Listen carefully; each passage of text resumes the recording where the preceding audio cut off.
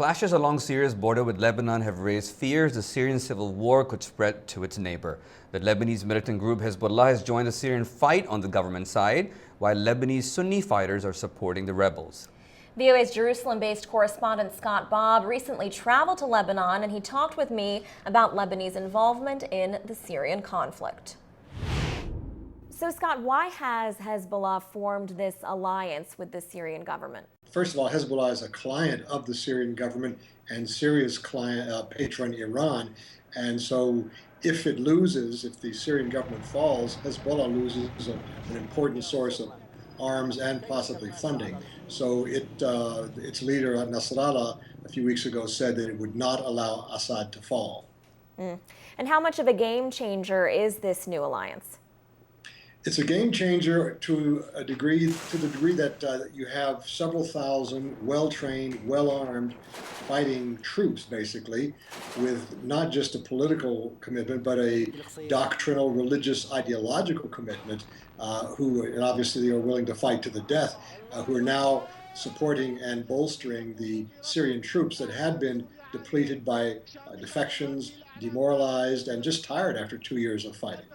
And we've seen also the presence of Lebanese Sunni fighters supporting Syrian rebels. How strong of an influence are they now?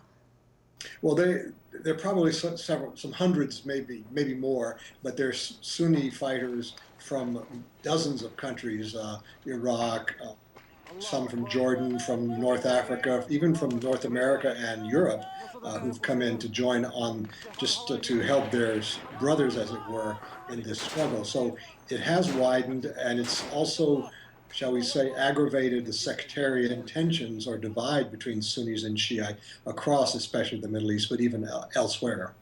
Now let's talk about this particular town of Qusair. We've seen the Hezbollah forces there supporting Assad's forces. We've seen the Sunni fighters there as well supporting the rebel forces. Why has this town been so important?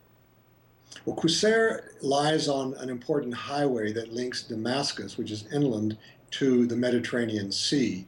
It also is very close to the border of Lebanon, and on the Lebanese side, you have an important Hezbollah center, both for arms and just population. Also, you have scattered Sunni populations there too. So that border area has been a zone of infiltration and supply and evacuation for both sides. And so for the Syrian government to be able to control, one, the highway, which also, by the way, leads to Homs, another important city, but especially to the Mediterranean Sea, where there are lots of the Alawite and Shiite populations, and two, to be able to control that border will be a very important first step on what looks like an offensive to try to regain significant portions of lost territory.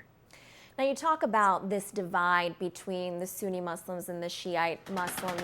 As this becomes an increasingly sectarian conflict, what kind of effect is this going to have on Syria as a society? Are we going to see a Syria as divided as Lebanon or Iraq? We could. Some people think that's what it may end up being, especially the longer the fighting goes on and it's getting more and more brutal and more atrocities are being committed, the more likely this is to happen. It's already a divided country. Already the fabric of society, if you will, has been shredded to a significant degree. Lots of criminality, people trying to survive, kidnappings for ransom, looting, robbery, all sorts of crimes and so forth that are going on already. So the longer it goes on, the worse it gets. In addition, you have these populations that are fleeing, either displaced internally in Syria, several million, or more than 1.5 million refugees outside. These are mostly Sunnis, and it'll be difficult for them to go back to some of their areas. They've been destroyed, or if they're under control of the opposition, the government forces, and the Shiites. So yes, you have the beginnings of this. Syria has always been a relatively sectarian society and has prided itself on that, but there are elements and people that feel there should be more religion in the society and in government, not necessarily an Islamist government, although there are some that believe that. So it's going to be difficult to sort it out, and it is going to take a long time to rebuild even just what's been destroyed so far. And again, that was Scott Bobb, our correspondent in Jerusalem. Now, it's not just the fighting in Syria that's involving Lebanon. Lebanon is home to many of Syria's 1.6 million refugees, and the United Nations says that number could more than double this year.